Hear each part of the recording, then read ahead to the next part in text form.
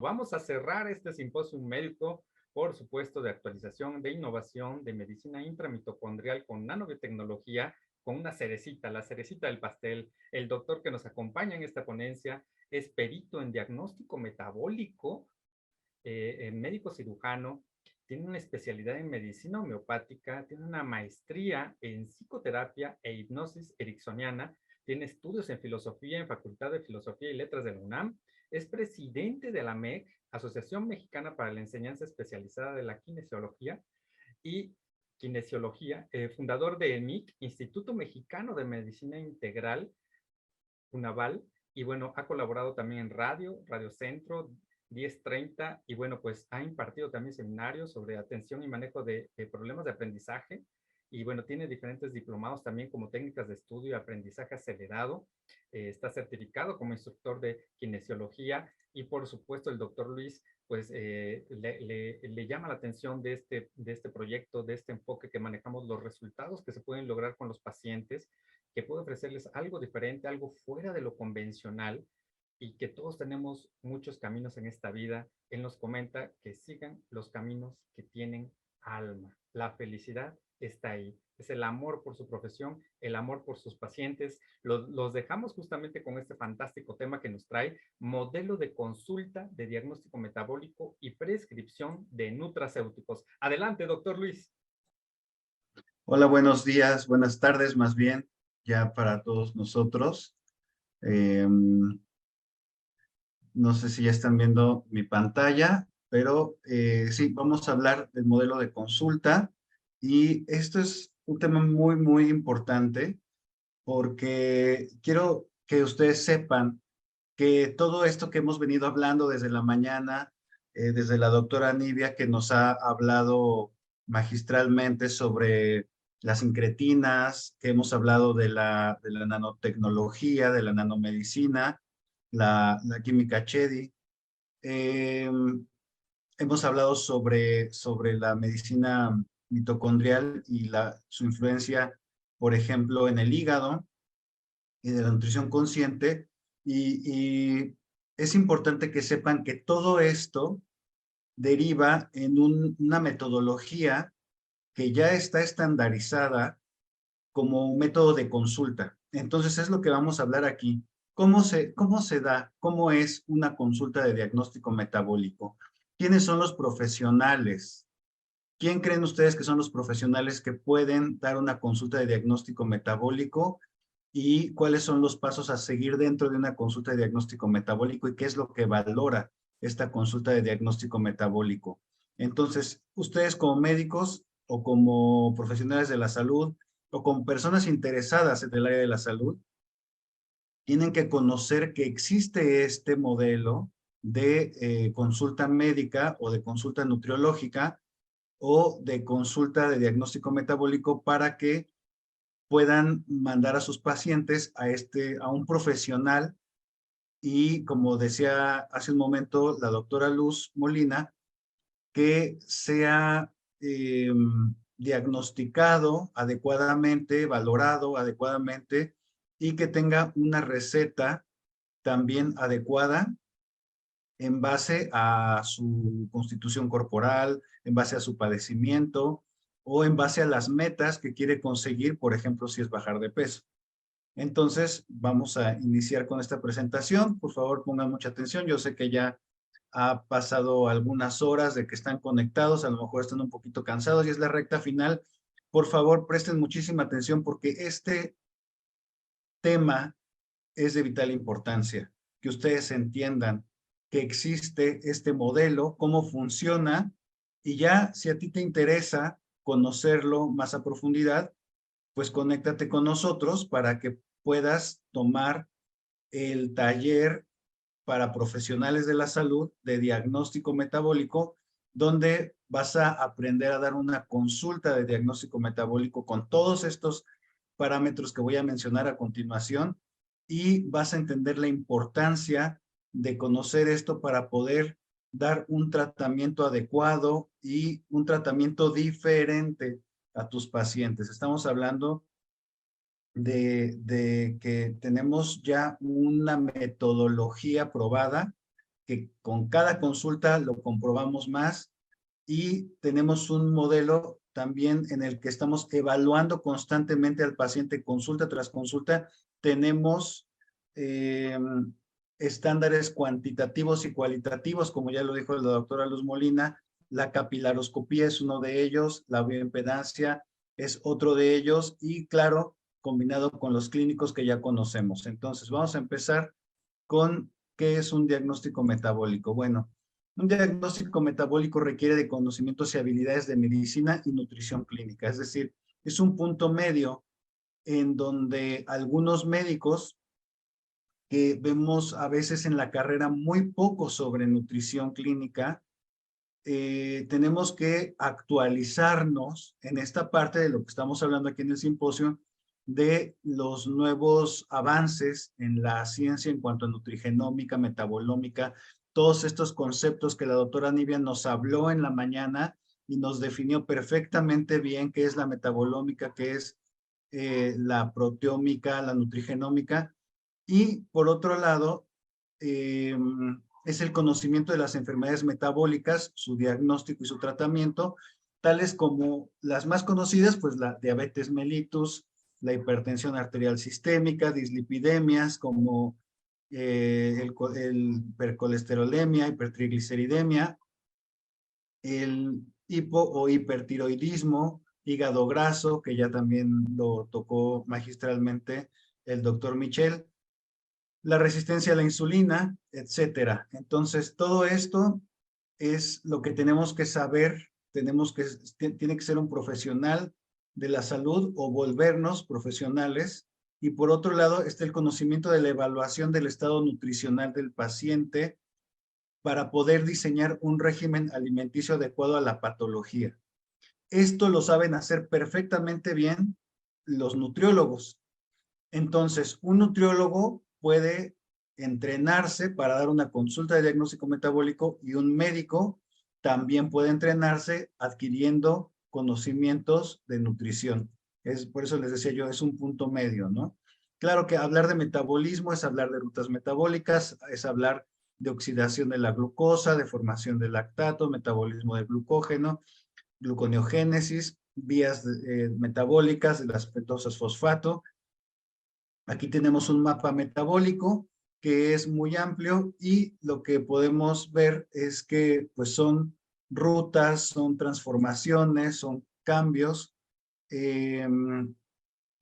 Es una sucesión de reacciones químicas donde un sustrato inicial se transforma en productos finales, lo que mencionaba también la doctora Luz hace un momento, cómo se van reduciendo hasta que sean asimilables por el cuerpo estos metabolitos intermedios y después esto nos va a producir energía. Entonces, bueno, pues eso se da a través de los procesos catabólicos, anabólicos y anfiabólicos. El metabolismo pues, se refiere a todos estos procesos físicos y químicos que se suceden en el cuerpo para producir la energía. Esto conlleva el consumo de oxígeno, la producción de anhídrido carbónico, generación de calor, la ingestión diaria de alimentos, que nos va a traer como consecuencia, pues, salud o enfermedad, que es básicamente lo que muchas veces sucede, ¿no? Entonces, desde un comienzo, se puede establecer esta correlación entre el intercambio energético, las calorías, la producción de calor, y cada organismo produce calor en proporción a su peso corporal y a su volumen. Esta ecuación que se empezó a realizar fue la que nos dio el pie para empezar a crear estas tablas de que ahora se llaman, por ejemplo, el índice de masa corporal, o en los niños son todas los percentiles, ¿no?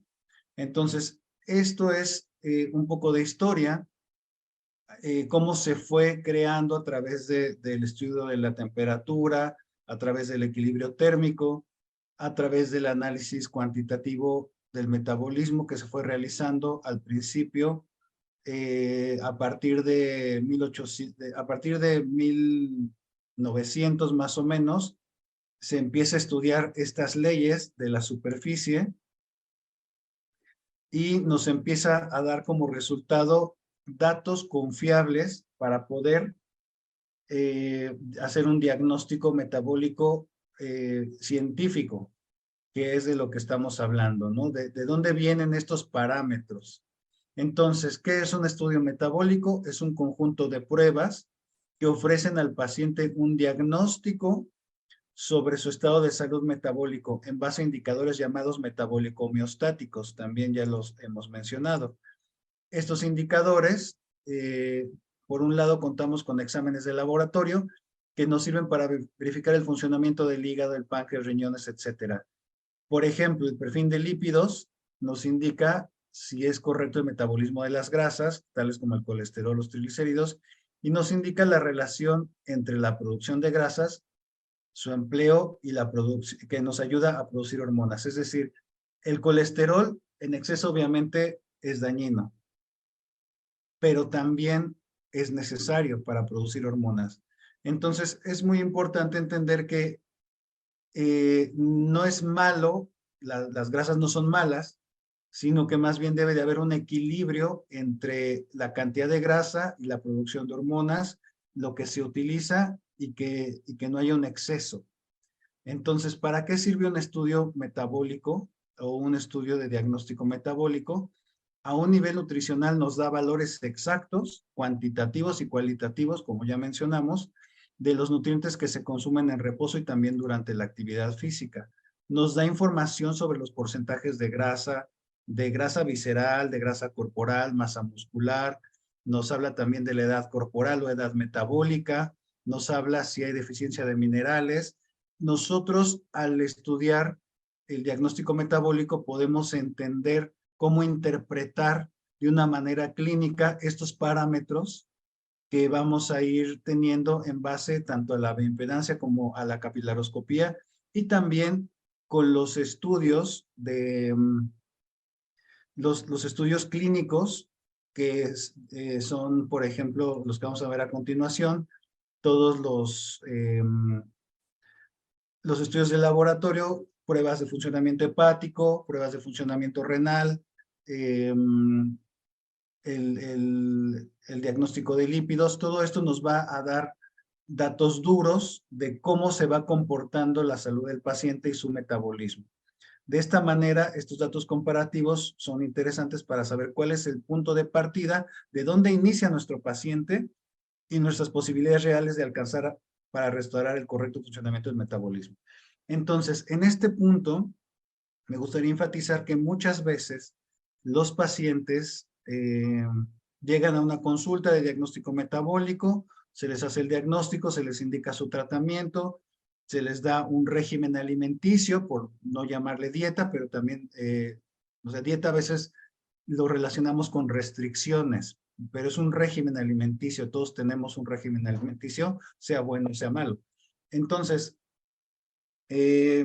para poder hacer eso, hacemos estas mediciones y a la semana hacemos una evaluación. Volvemos a citar el paciente a la semana, vemos sus números, cómo están, y el paciente a veces en una semana dice, no noté ningún cambio. Muy bien, entonces el paciente dice, no, me siento igual, pues claro, ha pasado apenas una semana, es muy pronto como para que note cambios palpables, pero ¿qué va a pasar? Que en los números ya vamos a ver grandes cambios. O sea, ya podemos ver, por ejemplo, en la capilaroscopía podemos ver algunos cambios, en la bioimpedancia podemos ver algunos cambios, y gradualmente, obviamente, esos cambios los vamos a ver en los paraclínicos, en el colesterol, los triglicéridos, en las enzimas hepáticas, en las hormonas tiroideas también. Entonces, ¿qué va a pasar? Que si nosotros no cuantificamos, no medimos, pues es muy subjetivo lo que nos diga el paciente, que se siente mejor o no se siente mejor. Obviamente, con el paso del tiempo, el paciente tiene que sentirse mejor si es que tiene síntomas, pero muchos pacientes también son asintomáticos. Muchos pacientes lo único que tienen es sobrepeso y hipertensión y diabetes, pero se sienten bien. Entonces, como se sienten bien, no hacen nada para cambiarlo. Pero los exámenes nos están diciendo que hay una problemática, nos están diciendo que hay, a lo mejor el paciente se siente bien y tiene 400 de glucosa. ¿Y qué está pasando? Pues que hay destrucción en su organismo, ¿no? Hay destrucción capilar, hay pérdida de la sensibilidad. Entonces el paciente no se da cuenta muchas veces de lo que está pasando, pero a través de estudios de números palpables podemos demostrarle al paciente que está mejorando y entonces tenemos ahí parámetros cuantitativos que son los parámetros de la bioimpedancia, la capilaroscopía, que además el paciente los puede ver.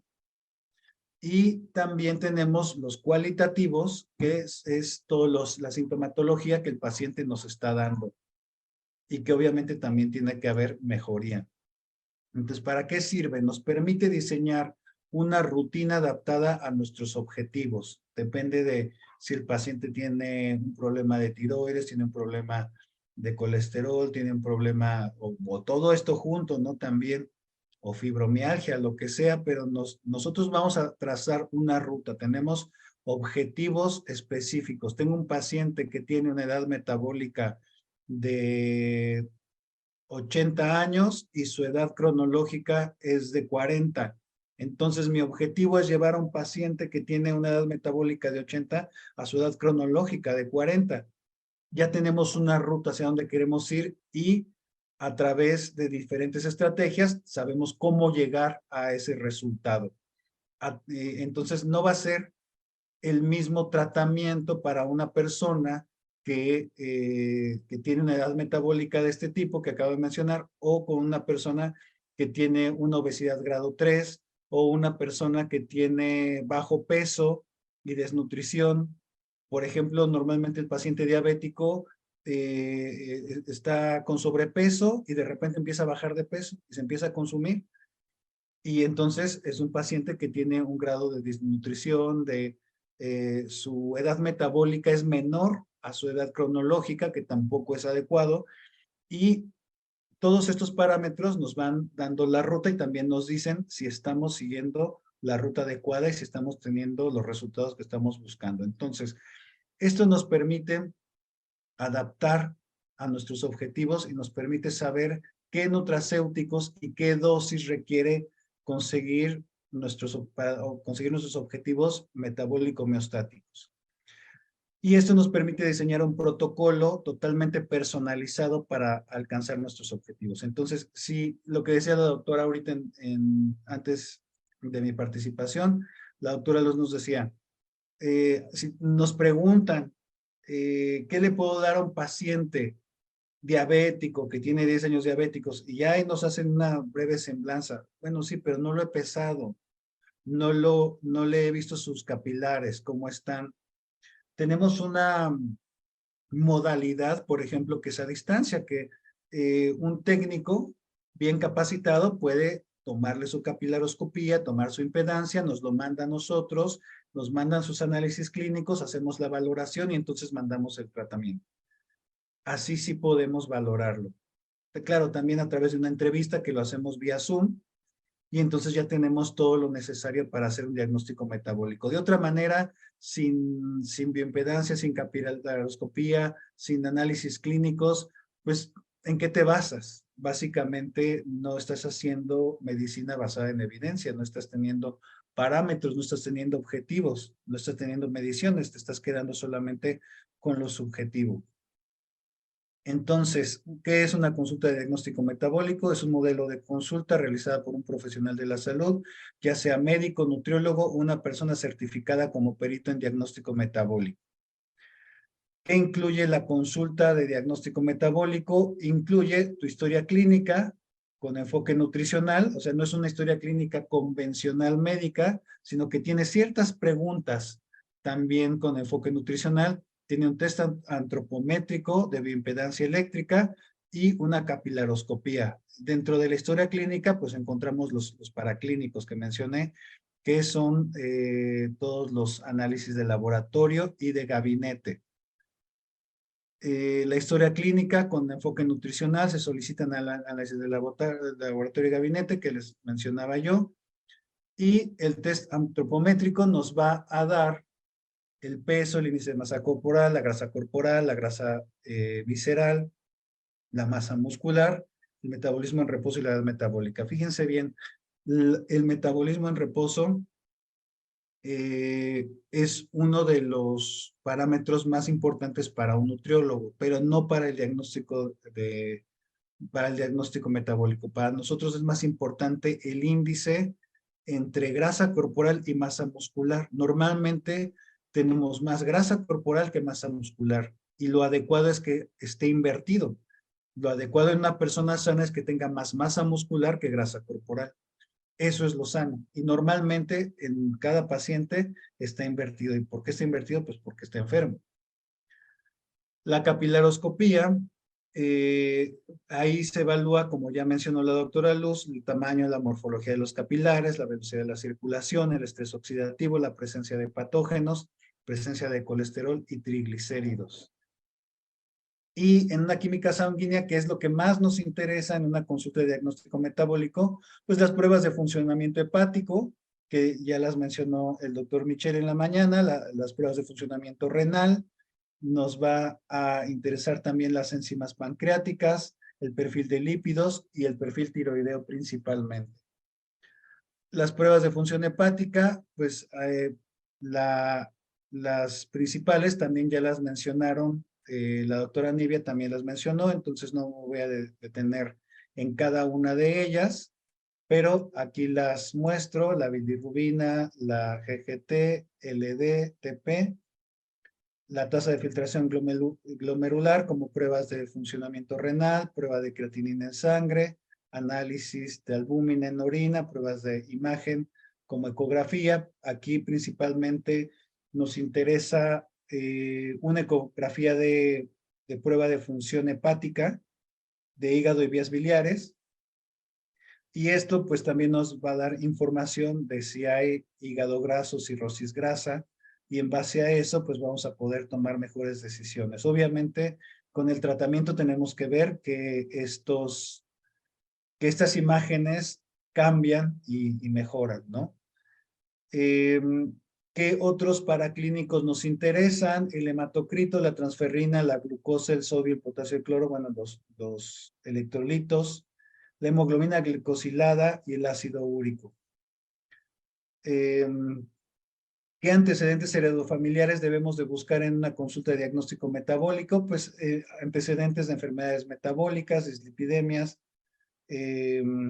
hiper o hipotiroidismo, cálculos renales, sobrepeso, obesidad, autoinmunes. Fíjense que en una consulta muchas veces los pacientes no saben si sus padres fueron diabéticos, hipertensos. Imagínate que te llega un paciente de 70 años y le preguntas si sus padres o abuelos fueron diabéticos.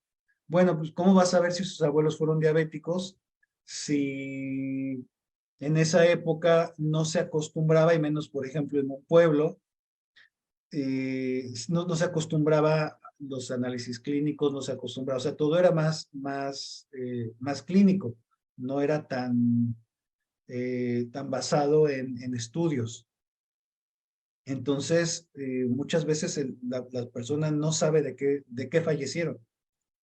A lo mejor fallecieron jóvenes y te van a decir falleció de un infarto, pero pues todos fallecemos de un infarto, o sea, todos se nos detiene el corazón en algún momento cuando morimos, pues se va a detener el corazón, o falleció de edad, es lo que te dicen muchas veces, pero no saben realmente de qué padecieron. Y hay mucha gente también en la historia clínica que no te sabe decir qué enfermedades padecieron porque los padres de antes eran muy reservados con los hijos con respecto a su estado de salud.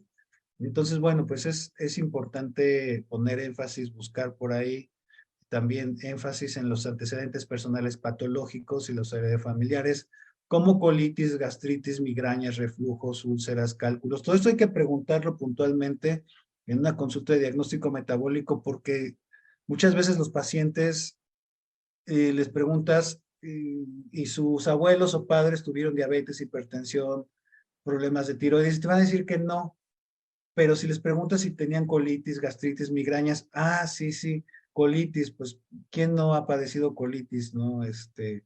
O migrañas o reflujo. Muchos mexicanos lo han padecido y no hay la conciencia de que es una enfermedad y que eso también se hereda.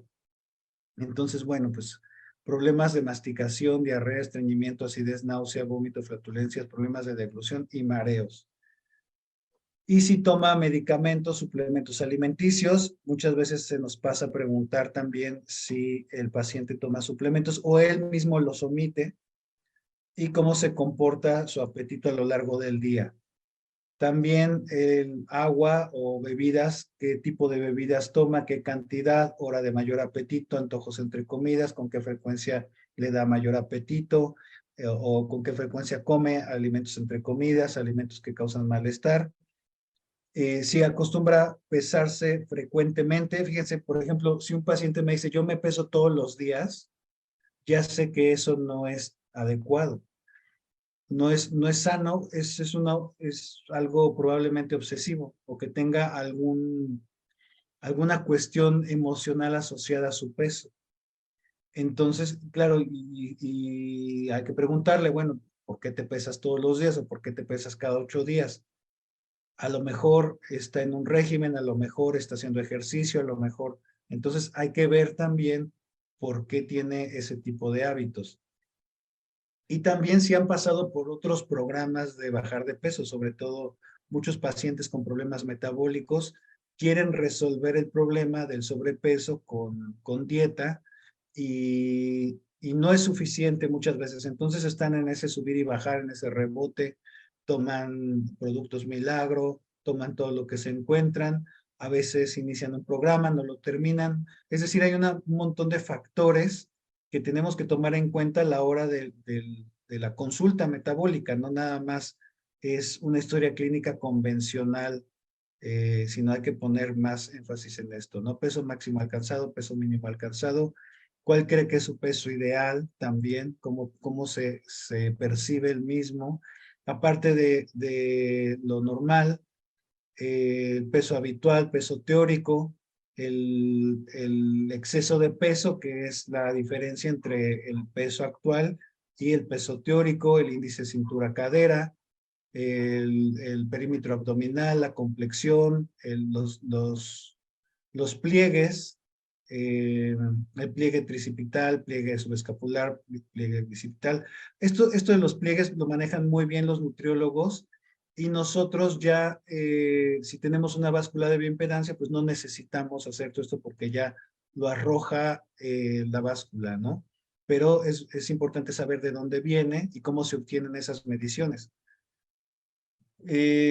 Pues la exploración física también es importante siempre en cualquier consulta médica.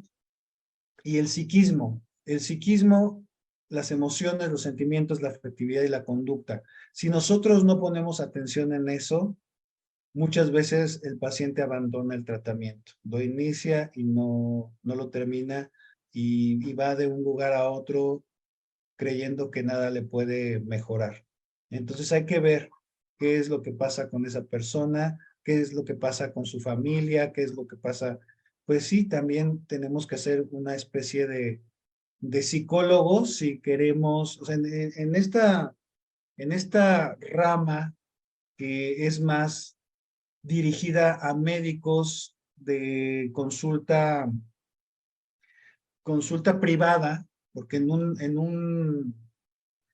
una institución como el IMSS o como el ISSSTE o como Salubridad, pues que te dan 20 minutos o si bien te van, ¿no? 10 minutos por paciente, pues no puedes atender realmente una consulta adecuada. Y aquí como consulta privada, pues sí, si queremos tener éxito con nuestros pacientes, pues tenemos que aprender la parte del nutriólogo, la parte del médico y la parte del psicólogo. Y tenemos que saber también escuchar a los pacientes y ver qué es lo que le impide y también derivarlo. Así como tenemos un paciente que tiene un problema neurológico y lo mandamos con el neurólogo y le mandamos una resonancia magnética o o un estudio para ver también cómo está sus potenciales, no sé. O sea, un paciente que tiene un problema cardíaco, pues lo mandamos al cardiólogo, lo vamos a derivar. Igual un paciente que está en tratamiento metabólico, pues también muchas veces lo tenemos que derivar con el psicólogo o con el psiquiatra o con el endocrinólogo, ¿no? Pero de la mano con esos profesionales también vamos a llevar al éxito a este paciente. No podemos querer saberlo todo ni hacerlo todo nosotros. Entonces, también tenemos que investigar sus hábitos. Los niveles del hábito son el nivel orgánico, el patrón de comportamiento, dónde, cómo y cuándo hace, por ejemplo, por qué acostumbra a comer entre comidas, eh, qué es lo que hace cotidianamente, qué emociones, o si usa la comida para salir de estados emocionales que no le gustan, y la parte simbólica, la parte interaccional, si es un medio de relacionarse con la gente. Todo esto del hábito, todo esto de reconocer y evaluar su contexto nos ayuda también para derivarlo a un profesional que puede ser un psicólogo, un psicoterapeuta, que nos ayude a tener éxito en nuestro tratamiento metabólico. Entonces, la evaluación del estado nutricional metabólico debe constituir una actividad prioritaria en la atención individual de salud, ya que de esto depende que podamos prevenir. Desde el principio, todas las ponencias hemos hablado de la prevención, que es más importante y mejor que curar.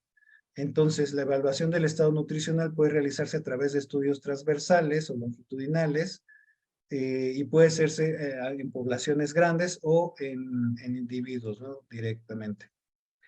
Y hay métodos directos, métodos indirectos, métodos estadísticos, indicadores socioeconómicos, por ejemplo. Aquí lo que vamos a usar son lo que les decía yo, la bioimpedancia, la capilaroscopía. Eh, Dentro de los métodos directos, pues son estos indicadores antropométricos, bioquímicos y la evaluación clínica.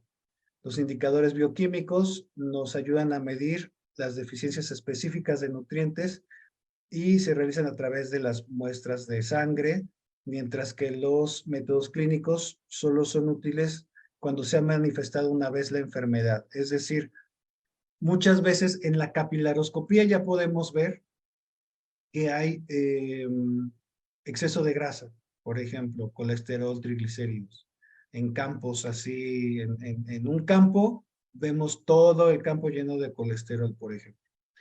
Y ya sabemos que esto probablemente se esté manifestando en los análisis clínicos o todavía no. Pero a lo mejor el paciente todavía no tiene mareo, ningún síntoma relacionado con esto. El paciente se siente bien, pero no está bien y en cualquier momento se va a desatar el síntoma clínico. Entonces, esto nos ayuda a detectar un problema antes de que empiecen los síntomas. Aquí, ¿qué otras medidas antropométricas son importantes? El peso, la talla, la circunferencia braquial y los pliegues cutáneos que ya habíamos mencionado. A través de un plicómetro se pueden hacer estas mediciones. Y la antropometría, que nos ayuda a evaluar las proporciones de la composición corporal y nos reflejan el estado nutricional del paciente. Como tal, es un instrumento muy valioso porque no es agresivo y nos va a dar datos exactos del paciente.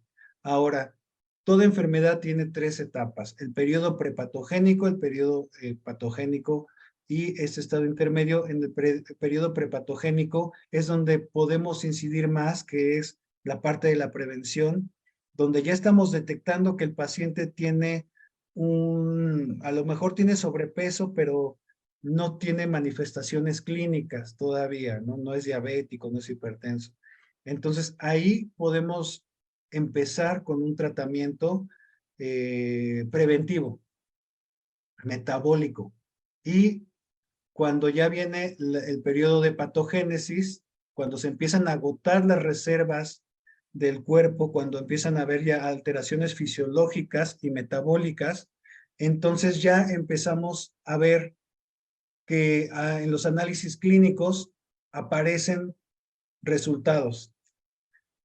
Y aquí podemos también incidir antes de que aparezcan los síntomas. Claro que si ya llega el paciente pues con un montón de enfermedades, o sea, ya llega con problemas de tiroides, con problemas hepáticos, con problemas renales, diabético, hipertenso, muchas veces llegan así, bueno, pues ya es un estado avanzado donde la morbilidad es más alta, la enfermedad ya avanzó y es más agresiva, y entonces el tratamiento debe de ser en base a eso, o sea, la cantidad de nutracéutico con nanotecnología para poder incidir va a depender de esto, de la etapa donde lo encontremos. ¿Y qué nos va a decir?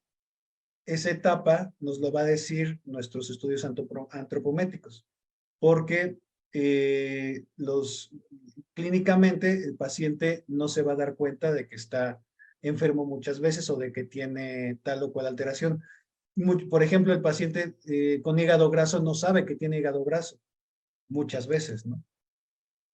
Entonces, ¿cuál es la masa, la relación, este índice que les decía yo, entre grasa corporal y grasa visceral y masa muscular? Aquí podemos ver, por ejemplo, una persona con 10 a 12% de grasa, con de 15 a 17% de grasa, con 20 a 22% de grasa. Entonces, lo que nos dice la literatura es que una persona sana va entre 20 a 22% de grasa corporal. Y ya de ahí en adelante, pues puede empezar a haber problemas de sobrepeso, problemas de obesidad. Y esto me gusta recalcarlo porque podemos tener una persona con 10 a 20% de grasa corporal y que aparentemente esté en sobrepeso. O sea, un físico constructivista puede tener 80 kilos de masa muscular y solo 10% de grasa corporal o menos. Puede tener una grasa visceral, por ejemplo, de 2 o de 3 y estar perfectamente sano, pero si tú tomas su índice de masa corporal como una referencia, pues te va a salir en sobrepeso o en obesidad inclusive. Entonces, por eso es importante aprender a interpretar estos parámetros. Es más importante este índice de grasa corporal y grasa visceral contra la masa muscular que solamente el peso como tal o el índice de masa corporal, que esto es importante. Un paciente debe de ser evaluado multidisciplinariamente, o sea, vamos a tomar en cuenta los análisis clínicos, vamos a tomar en cuenta la capilaroscopía, vamos a tomar en cuenta la bioimpedancia, vamos a tomar en cuenta su estado emocional, vamos a tomar en cuenta todo esto y no solo un parámetro que pudiera ser el peso y cómo se ve, porque eso pues es totalmente subjetivo y además no refleja realmente el estado de salud metabólico del paciente. Entonces, aquí tenemos cómo se puede expresar un estado nutricional que puede ser por percentiles, desviaciones estándar y adecuaciones porcentuales, ¿no? Son los modos en los que científicamente se ha estadificado y se ha estudiado el estado nutricional del paciente. Este test que nosotros hacemos, cinemantropométrico por bioimpedancia eléctrica, nos da una situación nutricional metabólica en la que se encuentra el individuo o una población y nos ayuda a hacer un diagnóstico correcto, obteniendo medidas de alta calidad que aseguran que nosotros podamos dar el tratamiento adecuado en base a su diagnóstico metabólico.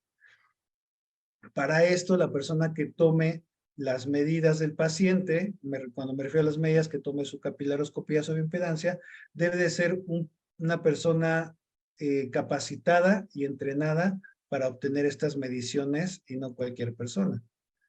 Aquí tenemos, por ejemplo, algunas imágenes de algunas básculas de impedancia que son las más adecuadas, profesionales, que nos ayudan a obtener estos parámetros y que son parte integral de la consulta de diagnóstico metabólico.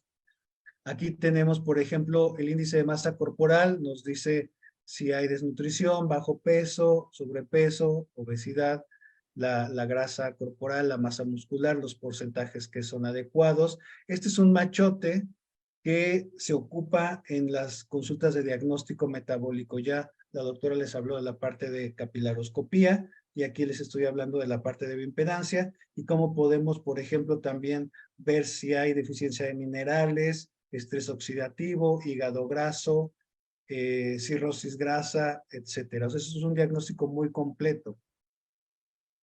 Aquí también la capilaroscopía, ya vimos lo que se tiene que evaluar en una capilaroscopía.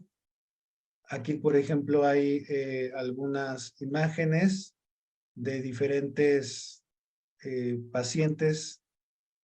Fíjense, por ejemplo, aquí la grasa, cómo se refleja y ocupa todo el campo del capilaroscopio.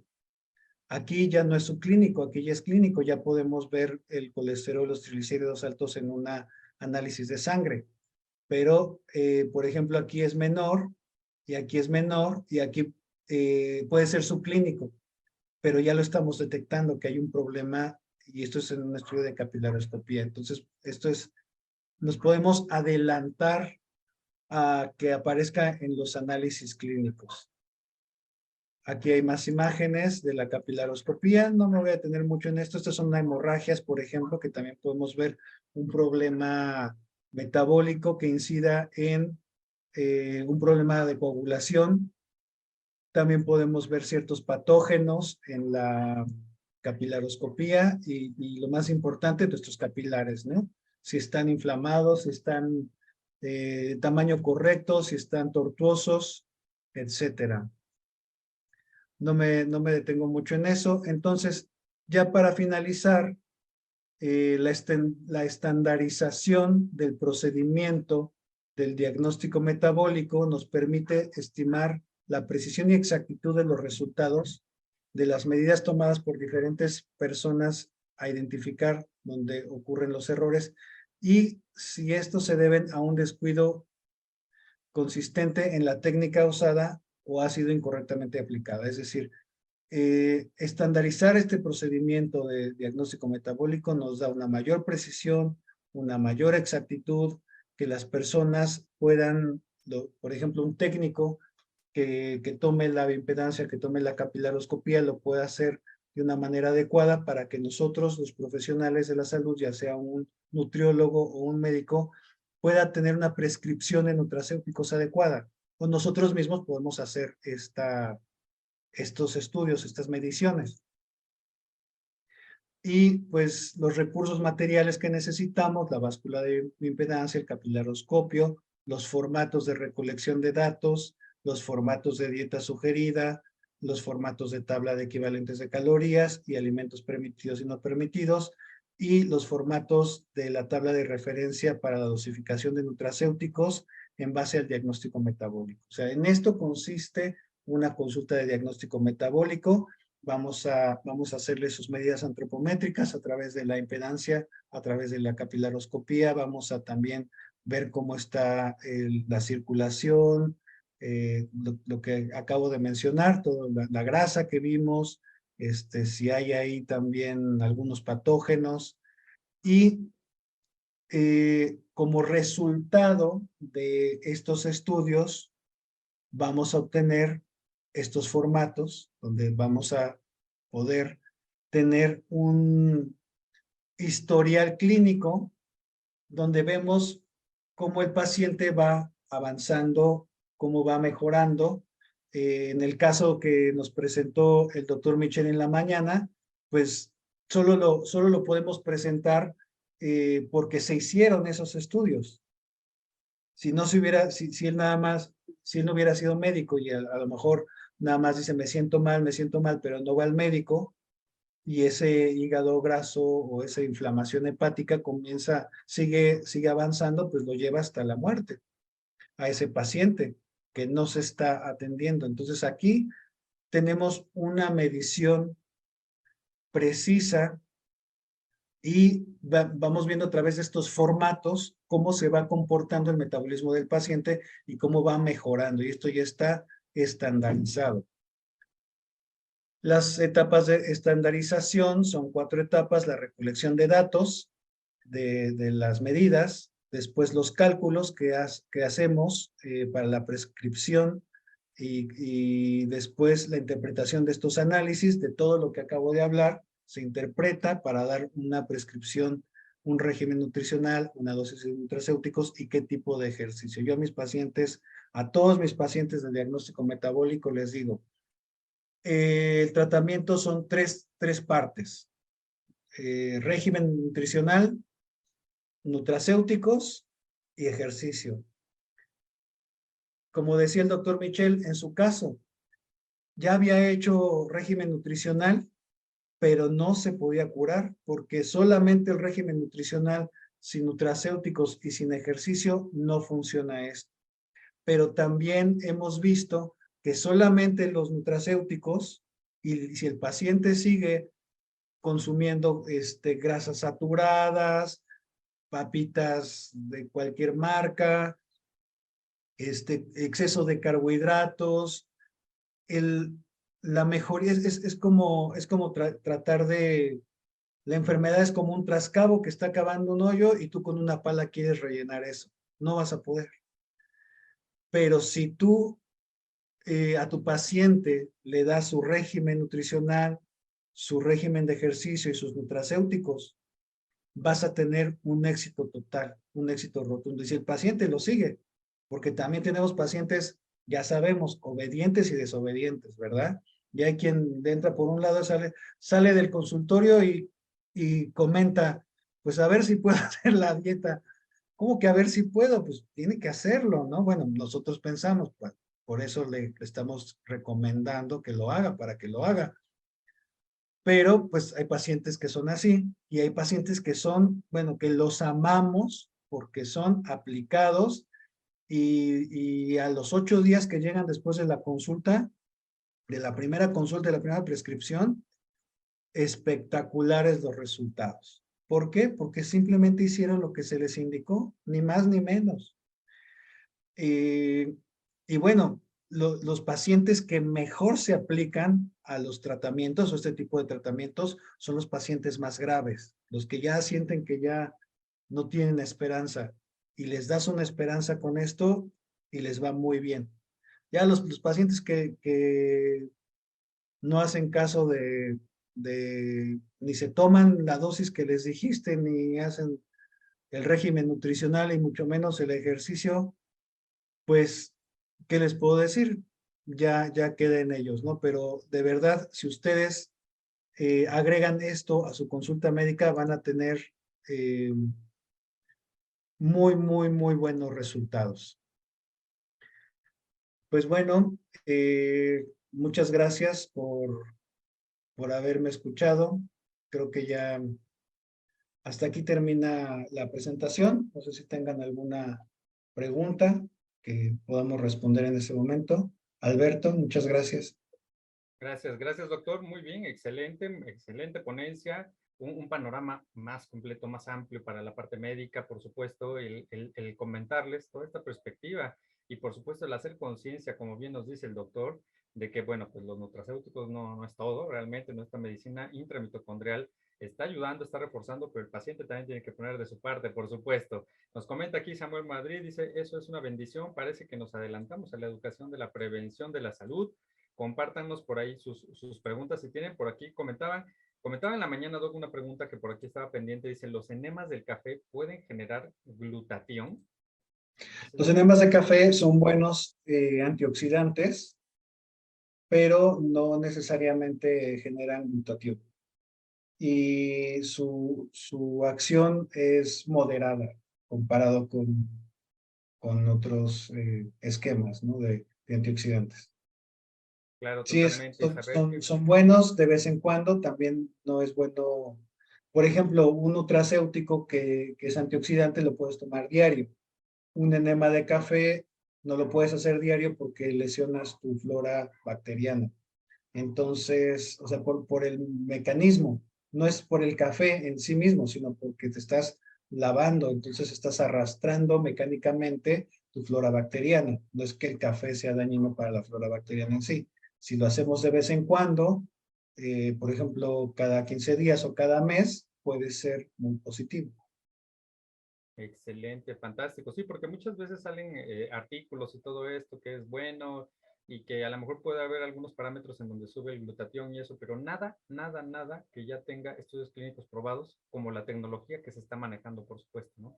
Entonces es algo ya clínicamente probado lo que estamos trabajando y por eso es muy importante, amigos, que compartan esta información para que cada vez más se pueda ampliar este panorama en la comunidad médica, con los profesionales de la salud y con sus amigos que obviamente se acerquen con la persona que les compartió este material y pregunten por el seguimiento médico adecuado. Otra pregunta, Doc, por aquí nos comentaban, dicen, ¿cómo pueden ayudar los nutracéuticos a personas que sufrieron de COVID y ahora no retienen su memoria? Bueno, eh, principalmente sabemos que estos nutracéuticos con nanotecnología son neuroprotectores, especialmente dos de ellos que son Velash y Hasaki. Los dos, uno, Hasaki es importante porque ya mencionaba,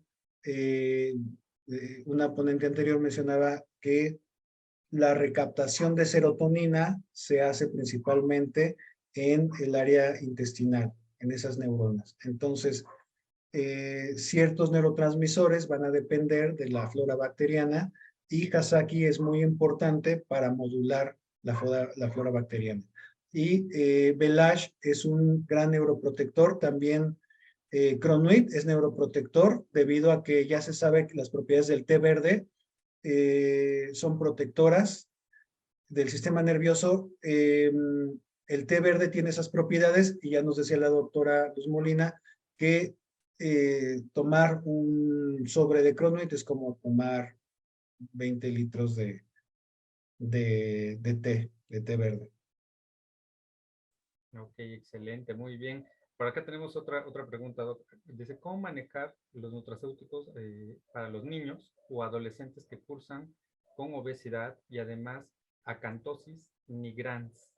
Nigricans. Niños y La adolescentes. acantosis nigricans es un problema de desnutrición o de malnutrición, porque puede ser una persona obesa que tenga acantosis. O sea, normalmente cuando pensamos en alguien desnutrido, pensamos en alguien delgado, pero una persona malnutrida la acantosis es una avitaminosis, o sea, una falta de vitaminas. Entonces, aquí el nutracéutico más adecuado es Hasaki, que es precursor de diferentes vitaminas. Por ejemplo, Hasaki nos ayuda a que nuestro organismo produzca complejo B y otras vitaminas. Entonces, por eso es importante conocer exactamente cómo funciona cada nutracéutico para ver en cada caso, y en el caso de la acantosis, el Hasaki y Velash son muy importantes. También INER, que son minerales, porque una persona que tiene acantosis tiene deficiencia de minerales, seguramente, vitaminosis y deficiencia de minerales. Excelente, excelente. Gracias, doctor Luis. Compartan sus preguntas, dudas, comentarios. Estamos en la recta final con el doctor Luis, que está contestando precisamente esta parte de las dudas que podrían tener. Doctor Luis dice, una señora con diabetes y Alzheimer, ¿cómo podrían ayudarle los nutracéuticos y cómo se los recomendaría? Diabetes y Primero que Alzheimer. nada, una persona con diabetes es una persona que tiene un daño metabólico y por eso es importante que tome el esquema adecuado en base al daño metabólico. O sea, se hace la bioimpedancia, se hace la capilaroscopía y en base a esos resultados vamos a recetar la cantidad de nutracéuticos. ¿Cómo se puede beneficiar una persona que tiene Alzheimer? Pues en este caso el nutracéutico es neuroprotector, les decía yo, esos 3 nutracéuticos van a ser neuroprotectores y la dosis adecuada siempre va a ser en base a sus mediciones, ¿no? De la bioimpedancia y la capilaroscopía. Y es en base a eso que podemos recetar la cantidad adecuada de nutracéutico, de cada uno de los nutracéuticos para cada paciente. Por eso es importante este modelo de consulta, porque es individualizado. Claro, totalmente. Pero es muy importante justamente el que recuerden, amigos, que tengan ese acercamiento. En algunas sesiones médico-académicas, algunos doctores han tenido la iniciativa de poder darles alguna recomendación, pero siempre y cuando recordando que esto nada más es una primera línea de entrada. La mejor recomendación es, como bien nos dice el doctor Luis, pues una valoración médica, que se les haga su historial clínico, porque hay varios factores, incluso la parte emocional, nos decía Doc, en esta parte, ¿qué importancia tiene, no? La parte emocional, por ejemplo, en una diabetes, ¿no? ¿Qué impacto podría tener, Doc, o cómo se podría abordar esa parte emocional en un paciente con diabetes? Bueno, como les decía, si nosotros tenemos alguna formación terapéutica o psicoterapéutica, o derivarlo a un psicoterapeuta para que, porque el paciente muchas veces no va a ir. O sea, una de las principales causas de obesidad es la depresión o la ansiedad también. Entonces, de nada sirve que nosotros estemos prescribiendo si el paciente no se lo va a tomar les decía yo, les vamos a dar un régimen alimenticio que les va a regenerar su organismo. Pero el paciente por ansiedad muchas veces no lo va a cumplir, o por depresión no lo va a cumplir, porque la depresión lo orilla a estar comiendo o buscando consumir galletas, por ejemplo, o azúcares, ¿sí? Para suplir esa tristeza por una asociación que tiene inconsciente. Él siente que el azúcar le hace sentir bien, le hace sentir mejor. Entonces, el nutracéutico le va a ayudar, le va a dar una parte, pero necesita también apoyo psicoterapéutico. Entonces, a derivarlo, como les decía yo, si así como derivas a un paciente con un cardiópata con el cardiólogo, así también al paciente deprimido, al paciente ansioso, hay que derivarlo con el psicoterapeuta primero y evaluar si requiere también tratamiento psiquiátrico. Claro, por supuesto, es una perspectiva completa, es una perspectiva integral, amigos, y entonces, pues, por supuesto, esto es mejor llevarlo, como hemos mencionado, de la mano de un profesional, como el doctor Luis. Doctor, mira, aquí nos viene otro tema. María Reina Reyes nos dice, doctor, para niños y adolescentes que se les dificulta el aprendizaje por exceso de medicamentos en el embarazo. Y yo creo que a lo mejor era en el embarazo, era cuando estaban dándoles los medicamentos, María Reina. La mamá, yo entiendo aquí, la mamá estuvo tomando medicamentos durante el embarazo y eso lo llevó a un problema de aprendizaje al niño, ¿no? Sí, la madre, a la madre se le dio el medicamento. Sí, bueno, principalmente Hasaki es el mejor tratamiento te da todas estas vitaminas que necesitas y lo que les decía yo, ¿no? Hasaki es muy importante para la red neuronal de estos, les hemos llamado centros neurológicos importantes. O sea, tenemos las neuronas del cerebro, las neuronas independientes del corazón y las neuronas del intestino. Y estas 3 áreas neuronales se conectan entre sí. Entonces, si nosotros no tenemos una buena salud en nuestras neuronas intestinales, tampoco vamos a poder tener una buena salud en nuestras neuronas cerebrales por esta comunicación. Ya nos decía la doctora Luz que el cerebro, una neurona puede llegar a tener 2000 mitocondrias y las mitocondrias tienen una comunicación estrecha con las bacterias. Entonces, Hasaki modula las bacterias y por eso nos ayuda a tener un mejor aprendizaje Y yo he visto también que otro problema de aprendizaje es el problema circulatorio, que no llega suficiente. O sea, en un paciente diabético, en el caso del niño, por ejemplo, pienso primero en Hasaki, pero en el caso del paciente diabético, aparte de Hasaki, pienso primero en Velash, porque Velash le va a mejorar la circulación y que esa circulación llegue mejor al cerebro. Entonces nosotros sabemos que para eso la capilaroscopía nos muestra que uno se hace una capilaroscopía, se ven cómo están los capilares de deficientes, de hipóxicos, se toma el Velash y a los 20 minutos ya vemos mejorar la circulación. Y así en los capilares, así también en el cerebro. Llega mejor oxigenación. Entonces en un paciente diabético, muchas veces el problema de la demencia o el problema de la memoria tiene que ver con esta hipoxia o falta de oxigenación y por eso pienso más en Velash que en Hasaki, pero en un niño pienso primero en Hasaki, porque él no tiene problema circulatorio.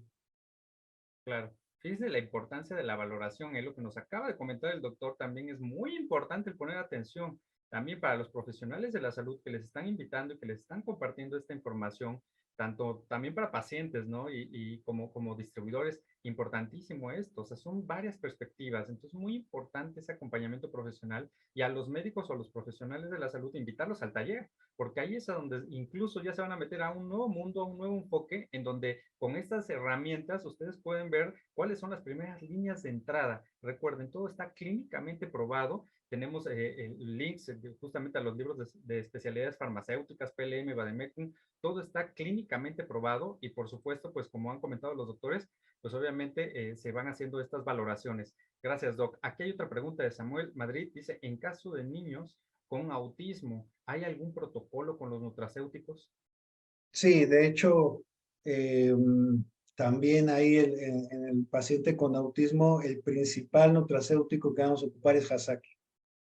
Es el principal. Claro, todos son importantes. Podemos emplear los 4 nutracéuticos, pero principalmente Hasaki sí ya hay protocolos. Especialmente la doctora Luz es la que ha tratado pacientes con autismo. Entonces, con ella podemos ver cada caso en particular, pero obviamente la dosis va a depender del grado de autismo. No, el espectro autista es un espectro, como su nombre lo dice.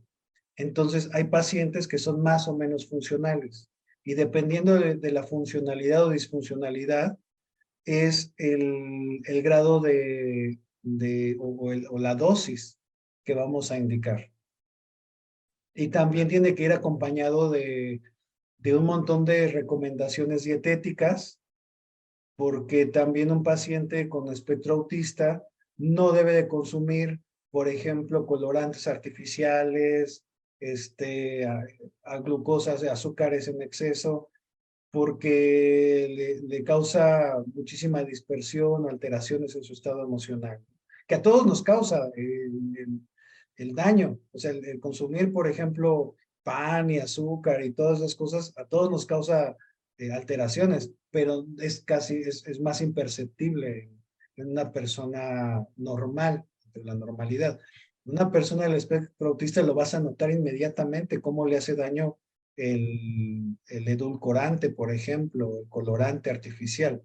Y en un niño, pues tú dale dulces a los niños y se ponen a correr como loquitos de un lado a otro hasta que terminan llorando, ¿no? Por eso en las fiestas muchas veces terminan llorando, peleándose los pobres niños por la cantidad de exceso de azúcar. Claro que es un día en la vida, pero cuando diario están consumiendo grandes cantidades de azúcar, colorantes artificiales, pues sí les hace mucho daño a su microbiota y les hace mucho daño. Esto es un cambio de conciencia, ¿sí? Es un cambio de conciencia y es un cambio de hábitos de vida. Claro, totalmente. Una nueva perspectiva, una nueva esperanza, amigos, ya lo tienen. Eloísa nos pregunta aquí, una muchacha que está embarazada y sufre de preeclampsia. Dice, ¿a qué se debe? ¿Qué fórmulas de sangre se recomendarían? Bueno, ese es un manejo principalmente hospitalario, el de la preeclampsia. ¿Qué nutracéuticos? Yo pensaría, por ejemplo, primero en Velash, principalmente, y me iría con cuidado, por ejemplo, no le daría INER en ese caso, no tendría que valorar bien el caso, pero obviamente el manejo de un paciente con preeclampsia pues es hospitalario. Es básicamente Velázquez, principalmente el que yo ocuparía para, porque es un, eh, pues es un estado inflamatorio y es un estado donde es crítico. La preeclampsia pues puede provocar la muerte del paciente, puede provocar fallo renal, es un estado muy grave. Entonces, principalmente el manejo pues debe ser intrahospitalario. Totalmente, totalmente. Muy bien, y esto va de la mano con lo que nos comenta aquí Marisabel. Dice que hay algunos bienestarios que no quieren consulta, que ven los resultados por sí solos en los nutracéuticos y no le ven necesidad. Entonces, ella ha utilizado, nos menciona aquí, este tipo de herramientas para hacer conciencia. Estamos de acuerdo contigo, Isabel, y ese es el propósito también de la parte del simposio, que cada vez más, justamente la comunidad médica, los profesionales de la salud, pues formen parte de este movimiento que está revolucionando por completo el tema de la salud, está ayudando a muchísima gente y efectivamente el crear esa conciencia, ¿no? Que en muchísimos casos que por supuesto requieren el acompañamiento médico sí o sí para potencializar el resultado, para crear esa conciencia y otra perspectiva. María Reina Doc nos dice aquí, para pacientes que están llevando quimioterapias, ¿cómo ayudamos con el nutracéutico? Dice, al paciente se le removió un tumor localizado y tiene raíces en otros espacios, digamos. Sí, fíjense que hemos tenido muy buena respuesta los pacientes con quimioterapia y que están tomando nutracéuticos. Llegan a no perder el cabello, por ejemplo, a tener fuerza, que no se depleten con la quimioterapia, les va muy bien, les va mucho mejor esta combinación quimioterapia con nutracéuticos. La dosis es una dosis alta y debe de ser en base a su diagnóstico metabólico, pero básicamente es una dosis alta, o sea, por lo menos son tres sobres de cada uno de los nutracéuticos, por lo menos.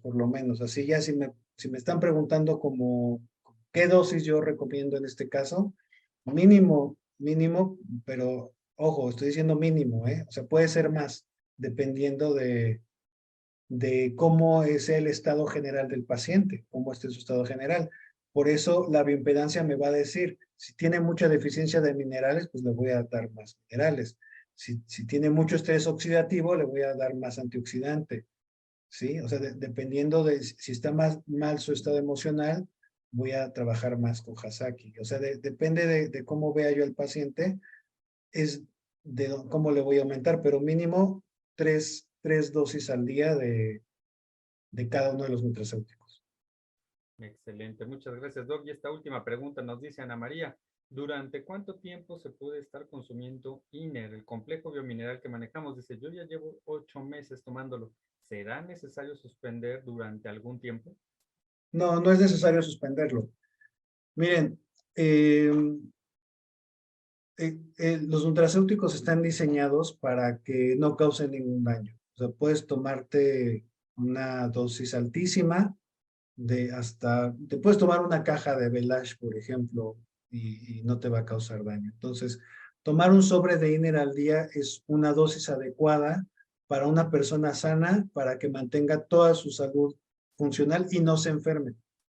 Yo personalmente tomo los 4 nutracéuticos todos los días o casi todos los días. A lo mejor algún día se me olvida porque me salí temprano a la consulta o andaba de viaje o cualquier cosa, pero procuro tomarlos y no estoy enfermo. Pero una cosa es usar estos nutracéuticos con nanotecnología, que son muy buenos para muchas enfermedades, y otra cosa es una persona sana. ¿Por qué una persona sana toma los nutracéuticos? Porque una persona sana como yo, que no tiene ninguna enfermedad, que no soy diabético, no soy hipertenso, ¿por qué los tomo? Bueno, pues porque yo sé que esto me va a llevar a tener una longevidad, y a retrasar el envejecimiento. ¿Y qué hace una persona que no quiere, por ejemplo, que quiere vivir más años y que quiere verse bien? Pues va a la estética y se pone Botox y se pone ácido hialurónico y se va a los masajes. Claro, pero eso es de afuera hacia adentro y está muy bien, pero la regeneración celular o el rejuvenecimiento debe de ser de adentro hacia afuera. Entonces, por eso es importante tomar todos los nutracéuticos todos los días y no hay ningún problema que lo haga así, o sea, no lo necesita descansar, porque el organismo no va a generar resistencia ni va a generar toxicidad con los nutracéuticos. Es decir, lo que decía la doctora Luz, me encantó ese ejemplo, ¿no? ¿A quién le dicen que no se coma una manzana? ¿A quién le restringen las manzanas? A nadie, ¿no? Así es esto, o sea, el nutracéutico, si lo tomas diario, es como si te comieras 10 manzanas diarias, no te va a hacer daño. No te va a hacer daño y te va a hacer mucho bien y te va a regenerar tu organismo y te va a hacer que te mantengas sano y te va a prevenir. Y entonces es mejor prevenir. Yo con esto, o sea, si yo con esto puedo ayudar a un paciente con Alzheimer o con demencia senil, ¿qué estoy haciendo yo cuando me lo tomo? No me va a dar demencia senil. Así de sencillo. No me va a dar si yo con esto estoy curando a una persona con inflamación del hígado, ¿qué va a pasar con esto? Que mi hígado no se va a inflamar, no me va a dar cirrosis. No me va a dar, o sea, sí, aunque me dé hepatitis, por ejemplo, o yo por ejemplo tuve hepatitis en la secundaria. Y esto pues es una predisposición para generar cirrosis hepática. Si yo tuviera un mal estilo de vida, pues estaría condenado seguramente a tener cirrosis hepática. Pero como me cuido y tomo mis nutracéuticos, pues estoy previniendo que no, y vivir más años y mejor. Entonces, acuérdense, la salud es de adentro hacia afuera. Y todo lo demás que hagamos está perfecto. Pero siempre empezar por la parte interior. Entonces, tomar INER todos los días un sobre de INER te garantiza ósea, que no te dé osteoporosis, ¿sí? Te lo garantiza porque ya estás tomando las cantidades adecuadas de minerales y, y es alta. No es, y tampoco es un solo nutriente, como tomar calcio nada más, o como tomar selenio, magnesio únicamente. Es la cantidad adecuada de pequeñas cantidades de varios minerales, ¿de acuerdo? Entonces no es necesario descansarlos. No es necesario, si los quieren descansar un tiempo, está bien, pero no es necesario. Excelente, doctor. Muy bien, pues magnífica esta información. Le agradecemos muchísimo su ponencia, toda la información que nos está compartiendo. Muchas gracias por este fantástica información y lo que nos ha compartido. Y bueno, para concluir esta parte del simposio médico de actualización e innovación, nos está compartiendo por aquí Marisabel, dice, doctor, por desgracia muchos médicos que no se dan la oportunidad de saber qué son, les prohíben a los bienestarios tomar los nutracéuticos por la mentalidad, la prevención y lo que están buscando y por eso lo tomamos. Pues es que le diríamos a Marisabel, sería cuestión de decirle al médico, lo que usted nos está recetando, ¿usted se lo tomaría? Hoy, el día de hoy, chicos, acaban de ver a unos ponentes magistralmente que nos han compartido esta perspectiva y que creen, además, ellos son producto del producto, ellos son evidencia misma y como así nos han compartido sus testimonios, cada uno de ellos ha tenido este acercamiento con los nutracéuticos y sí están consumiendo lo que recomiendan. Esa sería la principal diferencia, justamente que yo te diría, María Isabel, que puedan compartirlo. Y con esto queremos dar por concluido el Simposio Médico de Actualización e Innovación, Medicina Intramitocondrial con Nanobiotecnología. Muchas gracias a todos los ponentes, queremos agradecerles infinitamente y por supuesto a la doctora Luz Molina, que gracias a ella el día de hoy tuvimos esta oportunidad de reunirnos y compartir esta magnífica información. Muchas gracias. Alberto, antes de irnos, Para los que están presentes les tengo una super noticia, ya casi iba de salida. Ok. Pero, ya está aquí. Déjame descargar las imágenes porque me acaban de mandar todo esto. Y un segundo, por favor. Falta una, ya casi. Les decía que estos son como escalones en la parte académica y siempre la información nos lleva a toma de decisiones. Entonces, les tengo una extraordinaria noticia porque lo que tanto habíamos pedido, pues se está concretando ya. Se está concretando ya. Y ya les comparto pantalla. Es un sueño porque no saben cuántas cosas se han tenido que alinear para que esto suceda. Diplomado en medicina mitocondrial, duración 10 meses. Mayores informes estarán dándose, ya saben, a través de las líneas de auspicio. Y les comparto una probadita del programa.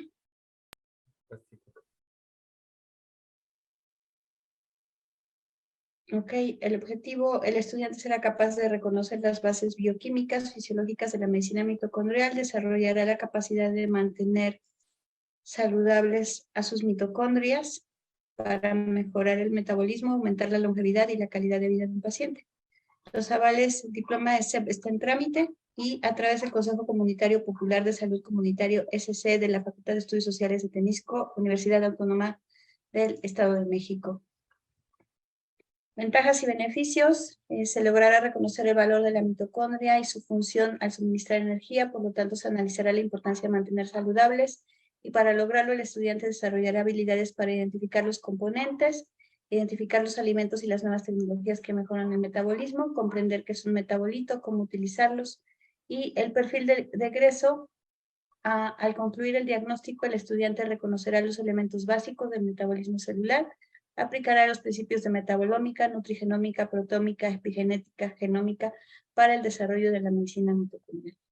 Entonces, bueno, ahí está algo por lo que hemos trabajado un buen rato. Así que, gracias, solo era esta noticia. Doctor Luis, no sé si quieras compartir algo.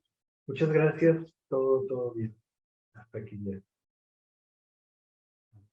Fantástica información. Ahorita nos estaban comentando por aquí que si era el hermanito del doctor Luis, porque se ve muy joven.